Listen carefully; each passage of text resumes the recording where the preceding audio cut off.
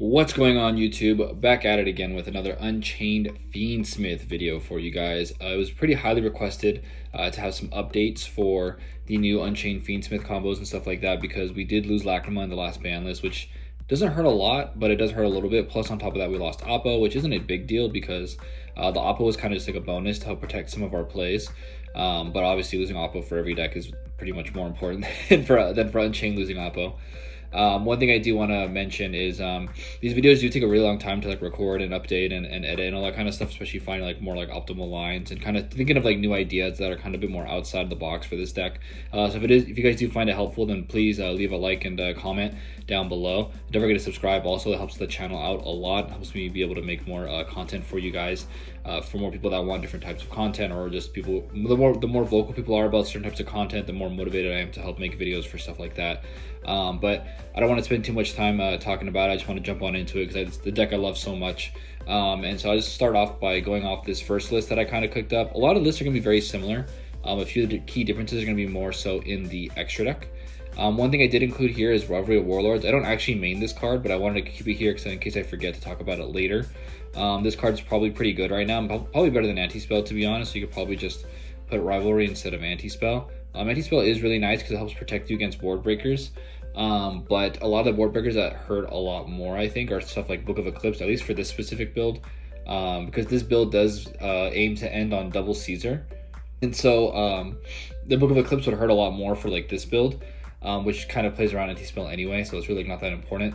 But Rivalry is really good because obviously all your stuff is Fiend. Pretty much almost everything you're summoning is Fiend, aside from maybe like SP Lore Knight, stuff like that. So, but you can always use Rage to link into Anguish, so things like that don't really matter. Obviously you can't go into access code, but that's not a big deal either. And then we do have only one Prost, which is unfortunate because this deck really kind of needed those extra couple copies of Prost to help with inconsistencies. But luckily now with the Fiendsmith engine, considering it didn't get hurt too much, then I think it is totally fine. So we are playing 2 copies of Tract because sometimes I want to pitch stuff like Shiyama out of hand, stuff like Fiendish, to be able to have more plays in case I get like Ash on Requiem or something like that. And the hand trap lineup is kind of just like whatever right now. I'm kind of just like playing around with different ratios, so don't pay too much attention to that. Dark Hole on the side's kind of funny, stuff like that. But let's go on to the next list. The next list kind of aims to be a Gryphon locking list. You will notice all these lists also have Necroquip Princess because you kind of need it now. It turns Tract into a 1-card combo. It's a 1-card full combo basically, which you kind of need sometimes because if you only open Engraver or like Tract, then it still gives you full combo. Also, this one aims to end on a Gryphon, so notice you have Gryphon here. At first I didn't have the Aerial Leader and the sequence in here, but I noticed you kind of need it more if you want to keep Yama engraved when you have Gryphon on board, which helps you play through like a lot more board breakers, and I'll get into that in a little bit later. So the previous build is the one that I've been playing a little bit more currently. It's a kind of like a link off your board type build, so like, you know, we have Disaster on the side. You can even main it if you really wanted to. I just like to add more bricks if I can help it. But maining it's not a bad idea either. So the whole idea is that you link off all your opponent's monsters and kind of clear their board and either kill them that way or just set up a lot of control. And then the double Caesar obviously helps with just controlling the board. It's actually really funny too, because when you resolve one effect of these guys, it actually buffs their attack too for the rest of the turn, so it makes it really hard to beat over these guys. But that's besides the point. And then the last one is kind of more of like a utility type build, so it kind of plays like a mix of everything. I feel like cram Gryphon in here too, but this is more of like the double Caesar build with like extra stuff to make sure you can combo through like some like weird scenarios. So it kind of instead of the moon goddess and then underworld goddess, we were just playing the extenders here in Aerial Leader and sequence. Those are kind of like the main builds I kind of put together. I think that the deck still has a lot of viability. The combos are simpler yet a bit more complicated if you want to do like the more like complex stuff. And so I'll get into that in just a second. If you really wanted to, you could actually just cut one of the Caesars and play like Gryphon or something like that if you want to kind of have like a mix of like everything in a way. Because Gryphon can actually like lock a lot of decks out of stuff. Like for example, it locks out Branded. It locks out because what's it called? The Snake Eye deck no longer has access to Link Rebo. Well, they haven't had access to Link Rebo.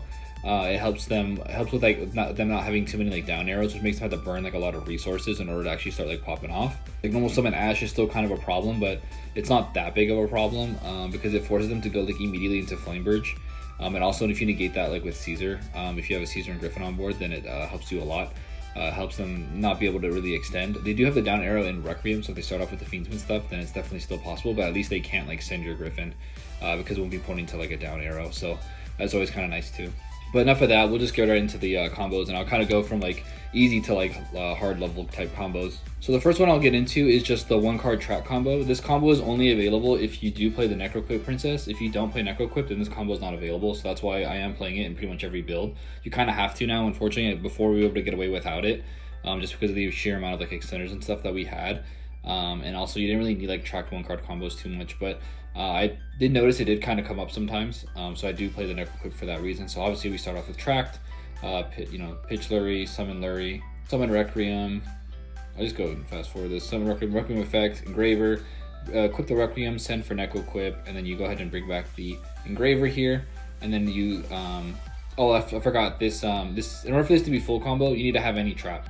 So just any trap that, or any like A-Bomb's Prison, any like Wailing, any of the spell traps that pop unpop summon. They just need one of those. So and then we link those two off into. Oh, just kidding. Okay, I forgot. I was actually able to do without the trap. If you do without the trap, you have to go this way, where you summon Aerial Eater. If you do have the trap, then you just go straight to Yama Search. But this way, you have to get a trap into play, into rotation. So you shuffle back the 2 Light Fiends to then summon Aerial Eater. Aerial Eater dumps Sharv. Sharv gets you the trap that you need. You link those 2 into Yama. Yama searches either Sharv or a Ruha. In this case, we're going to search a Ruha just for like the regular combo. They should all look pretty familiar to you at this point. This position should be very familiar if you've been playing Unchained for a while. This is pretty much like standard combo, full all the way. I've gone into this combo plenty of times in my other videos, so if you don't know this line by heart, then just go ahead and check it out on my other videos. But this ends on Caesar plus the trap and Rakea. Obviously, this line loses to Super Poly, but you would just summon a Ruha instead if you think your opponent's playing Super Poly. This is like the standard like bread and butter, just with one Tract. Next line is the double Caesar line. This line is accessible with basically just like Fiendsmith Engraver plus like combo, and that could be either like Tour Guide, like the 1-card starter Tour Guide combo, or like a Ruha plus trap, etc. I think in this one I forget to add a Ruha in the beginning, but I'll add it later on in the combo, just to show you that you need both pieces. So whatever like combo version is, there you go. I added the Ruha because I forgot it. And then we go just the standard Fiendsmith stuff. You'll notice I kind of skip a lot of the steps sometimes. In this one I don't do it, but in some of the future lines, I'm just gonna straight skip everything and just kind of dump everything to the graveyard from deck instead of going through the whole like, oh, summon Lurie, bring back Lurie, all that kind of stuff, because it's all pretty like standard at this point. So obviously you just use the Fiendsmith stuff to get you into Caesar here, and then you basically just go the standard line from here. Like I said, they should look pretty similar if you've been playing Unchained for a while. Just the standard line pretty much. So you're gonna end on double Caesar plus trap here with obviously Rage Engrave, which then allows you to have a lot of points of interaction. Like obviously you have the 4 points of interaction, and I'm just showing here that every time you detach off Caesar, what you can actually do is you can negate the activation, and then if you do destroy that card, then you can make one other DDD monster you control gain 1800 attack until the end of this turn. So they keep on buffing each other every time they negate something, so they start becoming bigger and bigger and bigger. Which makes it like really hard for people to like beat over them. It's really good against like Tempai and stuff like that, because like a lot of their stuff has to summon, or like for example in the battle phase you can stop them from being able to synchro. And then obviously you get the trap back off the Shavara that you pitch, and then you have a follow up for later because you have an Engrave plus Lurie and stuff like that. So you have like a lot of tools to your disposal, and you still have the Chamber to use on the Rage. Obviously that card that's not as good against Tempai if they have the field spell, but luckily that's at 1 now, so it's not that big of a problem. Plus you have a Ruha for follow-up. So this is pretty much everything. This is a line I've been going for typically, and this helps play a lot against like White Forest Runic as well. It makes them force them to have like 1 to 2 Runic spells to out your board, and that's even just outing like just the Caesars. You still have Chamber and some lines. If you open both traps, you can actually end on both traps, which means that it's really hard for them to play through all of that. And you go through your combo, so you don't really have too many like Garnets left in deck that you don't want them to hit off the Runic stuff. So plus like negating all like the Runic stuff to summon really helps a lot. Plus the negates activation, so they can't, even if they establish a fountain, they're not able to resolve it on the next chain to like put back and draw, because you negate the activation. The next one I want to show is like the standard or like safe Gryphon line. This one basically doesn't play as heavily into like Bestials or into like some other cards like Ash. Like it basically starts off with like your Unchained line, which is a lot more less susceptible to hand traps and like stuff like Droll, things like that. So it basically allows you to play through like a lot of those different hand traps, and kind of goes on like the Fiendsmith stuff as like kind of a as like a safety. So I'll kind of start playing it here. It's just like the standard Unchained line. So you basically go through the regular stuff, and then towards the end, once you have one thing I don't like about going through the Gryphon line is that it burns through every card in your hand basically. There's one way you can do it where it burns one less, and I'll show that towards the end. But basically it burns through every card in your hand because you need to pitch the set cards. You do end up drawing one back, but at the end of the day, I mean, it's usually a hand trap because you kind of go through your entire engine, so it's very unlikely you'll draw like another engine card. But I don't like it because it does burn through your hand, and it is a little bit more susceptible to nib, especially if your opponent knows that you're going for the Gryphon line and it just like holds everything. But I mean, at this point, so like, right, so once you get here, you have given them the option to nib, right? You stop on these two, you're like, hey, anything here? They say no. You're like, all right, cool. They probably don't have, it's very unlikely that they have nib, or they have nib imperm and you're kind of just cooked anyway. But basically this way, then you can instead of going for like the Caesar here, then you basically go for Muck. So Engraver effect, you go the standard Engraver line. So as you can see here, I'm just dumping everything, and then you go Muck effect, pitch the Ash, special back Engraver, and then you have your 4 bodies for the Gryphon. Gryphon pitch. Also, if you go Prost, this is not the best way to go because you don't get the draw at the end. Or like obviously if they droll you, then it kind of really sucks because you're losing like a lot of material. But obviously if you know it's going to OTK the deck, then it's probably the best line for you to go for, and you get to reset your escape. So you get to end on Muck plus and this actually, I didn't realize this line actually keeps the Yama as well. So it's only worth it to keep Yama engrave if you have access to both traps. If you only have access to one of the traps, then it's not really worth it because you don't really play around board breakers as much. So obviously in this scenario I drew the Fiendish, which kind of sucks, but I guess that's fodder for a bomb if you want to summon that from deck later. And you can just normal summon the Aruha here to have the escape live. And the one thing that this is I really like about this version of it is that you're really you're protected into almost every board breaker. Evenly kind of sucks, but you just keep the Gryphon and then they're kind of just screwed from there. Like there's only so much they can do. I guess they have like an up arrow, which is kind of like whatever, but it's not like the end of the world. Also, you could do some cheeky stuff if they're going to evenly you, like in battle phase, you flip chamber, you go escape, pop, and then you put like you're able to end on basically the Gryphon, and then you bring back Rage off Yama. So then at least that way, if they try to like, if they're gonna try to go for like an animal play, then you can still stop that from happening. Also, if they try to like pop your board, so if they have like Lightning Storm, Heavy Storm, stuff like that, you have protection with Muckraker, which helps protect your Gryphon. And even if they pop it, you have Yama engraved to bring it back later. Also, if they have something like Dark Ruler, Droplet, etc., you can actually pop your own Gryphon and then bring it back off Yama to keep it live. And you can actually put it in the middle column after that, which makes it a lot more dangerous because it's a lot harder to have access to. Because you automatically don't give them an arrow and stuff like that, so it's a lot better. And since Muckraker's effect to protect doesn't activate, then you can still protect it later if Muck survives or whatever. So you have like a lot of resilience here, which I really like with the board breakers. Plus, if you get Book of Eclipse, you don't really care. So it helps protect against that. So that's one thing I do like about going for the Gryphon line. Yeah, this one goes for an early engraver. It does play a little bit harder into Bestials and into whatchamacallits, into stuff like Droll. But the good news is that if you do get Drolled, you just know that you're just not going to go into the Gryphon line probably, unless you like really want to try to like lock them out, which is definitely possible. But this is like one of like the strongest combo lines that you have. I mean, this has like pretty much everything in it with Engraver, Underworld, and Escape. So this is like a lot of engine. And obviously you're gonna have like another card in hand that's just gonna be like a whatever. Also, some of these lines too, I haven't shown the one that just straight up like uses Yama from grave. If you can use Yama from grave, here I'll get to the point where so basically where we're at here, we're going to go into Rage. This is the line. If you don't have access to the Fiendsmith stuff, then you can still set up the Gryphon. You just have like less bodies obviously, and if you So the point of which you would do it is right here is when you go Shavar to pop the Sarama, you go Chainlink 1 Sarama, or Chainlink 1 Yama, Chainlink 2 Sarama, because obviously you've already played through Ash. And then the Yama would just bring back the Rage here. And you still have, then you would have the Shavara, Shayama, and Rage. And then you just go Muck. Oh, sorry, my fault. What you would do actually is you would, actually I don't think you normal summoned yet. Yeah, you have a normal summon. So then you would just normal summon a Ruha also to have like the 4th body, because then you would go link these 2 off into Muck, Pitch, summon back any name. Obviously you don't have access to Yama anymore, and Rage would be on Grave, so you have no more link 2s in Grave to have an extra fodder. So you could normal a Ruha, or if you wanted to, you could actually just go Sharv, pop the Chamber instead of popping the... No, it doesn't work actually.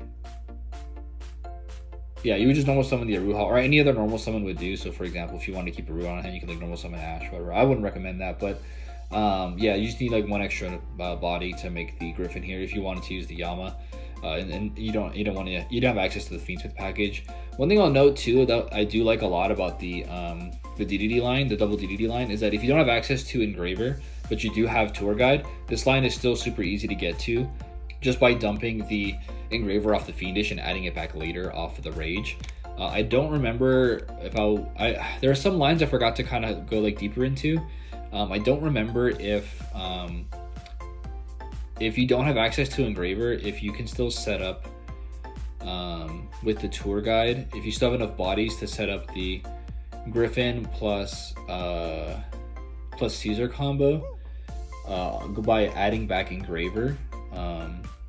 There's probably a line for it. I could probably mess around with it and make an update if you guys wanted to see that. But it's I haven't really played around with it too much. Okay, and this is like basically the Gryphon plus Caesar line. Obviously, you can start with the Fiendsmith stuff here. Surprised I didn't just like fast forward all this stuff. But anyways, use the Fiendsmith stuff to make a Caesar, and you're good to go from there. You go Underworld Goddess to then go with the Fiendish Rhino. This should all look pretty standard. Dump the Sharv to get the trap. So this has double trap also. There's another line where you save the Yama because you have access to double trap.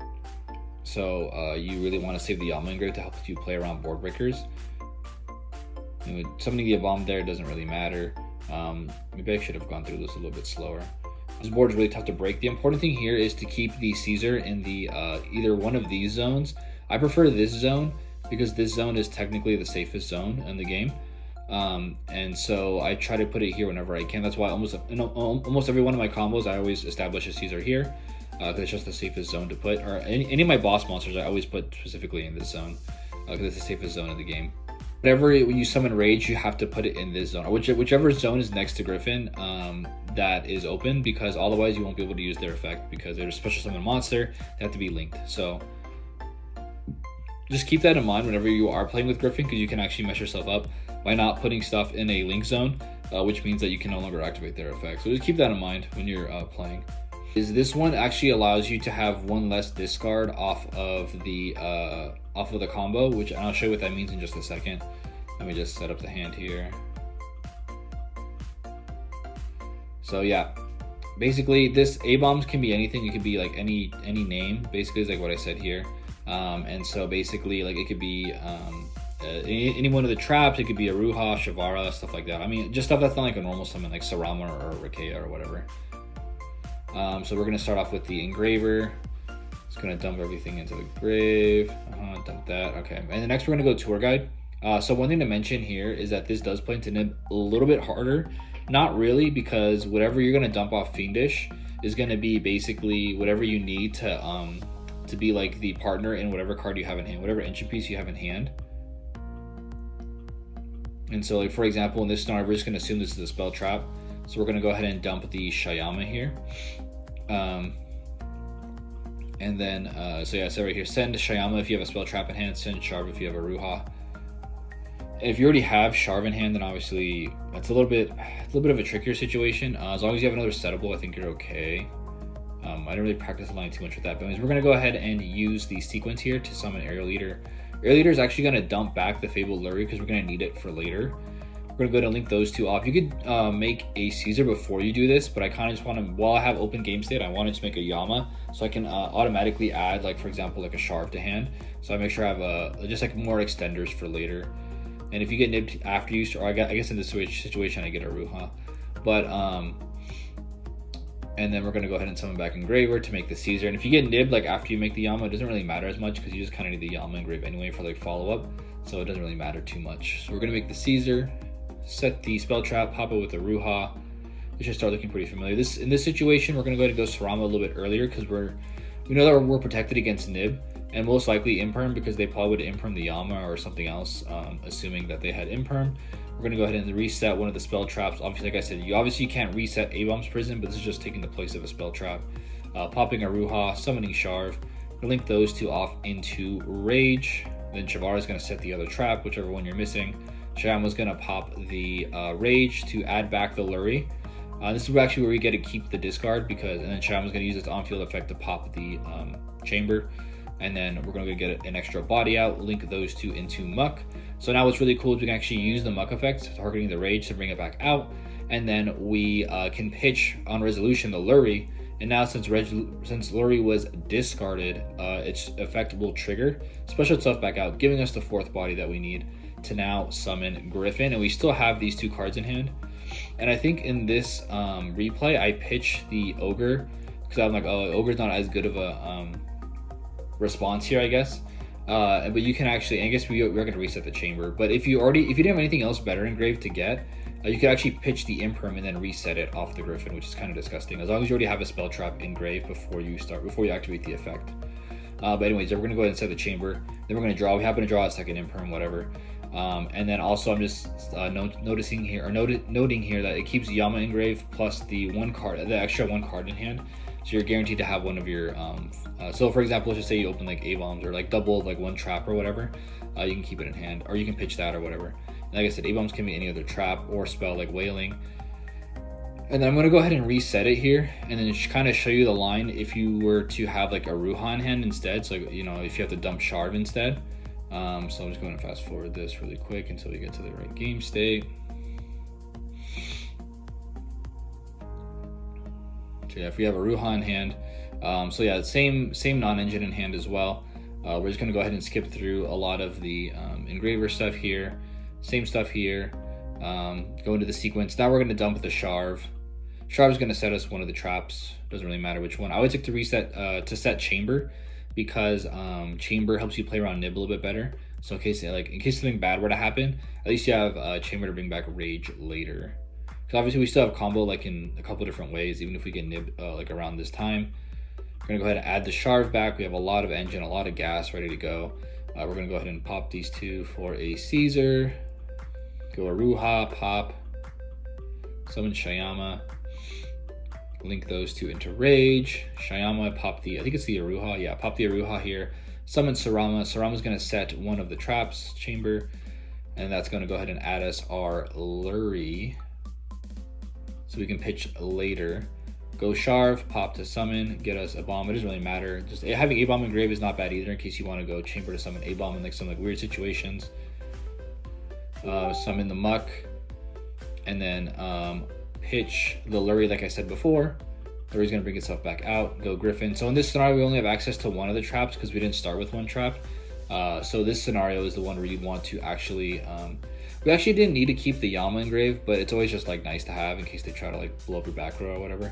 That way you can still bring out the Rage. And this could actually bring out like chamber. If they try to pop your guys or whatever, like if they like dark hole your stuff or whatever, like double dark hole, then at least that way you can bring back the Gryphon and stuff like that.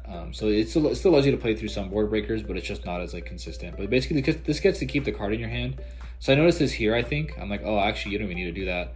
Instead of pitching the Ogre, you can actually pitch the imperm, reset the imperm because you already have Tract engraved, and then you get the draw. So now we have 3 interactions off of this instead of just the 2 we would have had, or not even 2 we would have had, just the imperm and the Tract for like follow up. But we don't really need Tract for follow up here, especially because Luri's in our graveyard right now, which kind of sucks. I guess we can shuffle it back later with the engraver, but either way. Yeah, it's like I said, you don't really need Yama and graveyard here without the double trap, but it does play around board breakers a little bit better in case like something weird happens. So like in case like dark rule your board or something like that, they end up trying to like pop your stuff or like, you know, just like whatever. It helps play around certain things a little bit better. So yeah, this deck definitely still has like a lot of really cool things you can do with it. So that's a couple different things you can do. Like I said, there's a lot of other lines you can do too, like with just like tour guide and stuff. A lot of that stuff I cover in like the previous video, and a lot of that should be pretty much almost the same, especially like one card tour guide stuff, or like tour guide plus like trap, things like that. That allow you to also search the engraver. They just go through like the standard line. So like there's like a lot of different things you can do with the deck. So it's really fun and really interactive, aside from I guess the Gryphon side of it, I guess, if you decide to go the Gryphon line.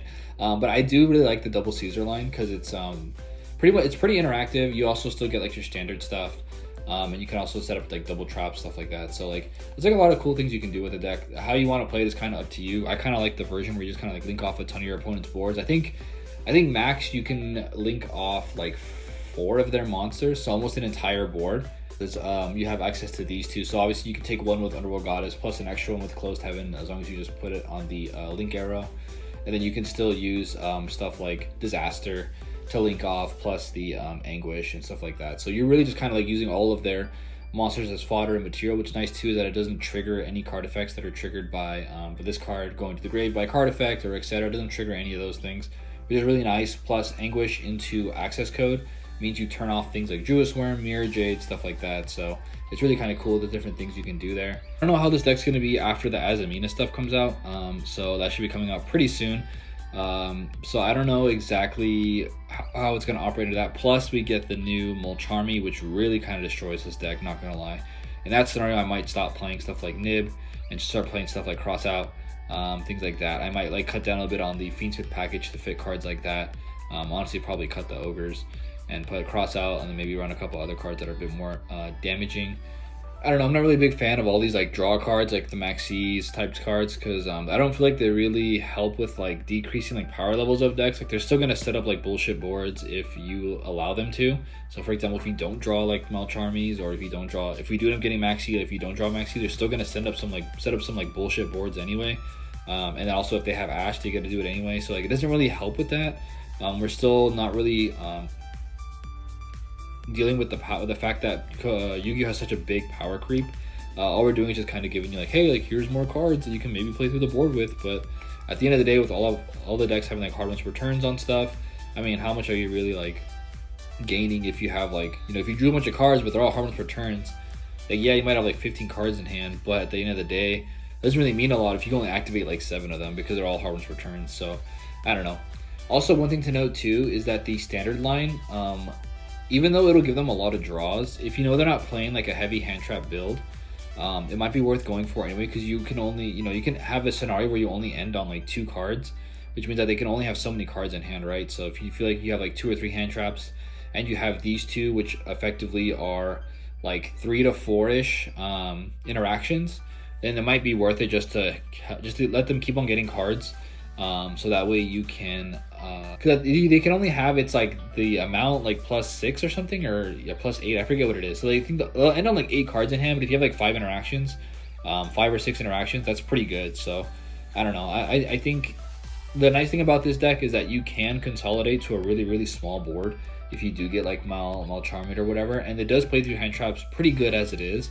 The only time it really sucks is if you have like a really awkward hand where you have to go like normal summon or chaos pop a trap or something. That's always like a really big like feels bad type of situation, because then you got to summon hella times from the deck, hella times from the extra deck, and it just gives them hella draws, which means that, and you're like a lot less susceptible to hand traps. So you're probably gonna like lose to like more like one Valor probably like fucks that hand depending on what you have. So like, it really kind of depends. Every time I do get Malcharmed, it's always when I have like a really shitty hand. So like I feel like for example, like the Perulia isn't even like that strong into this deck. You get like you can have it set up where you only give them like 1 or 2 draws.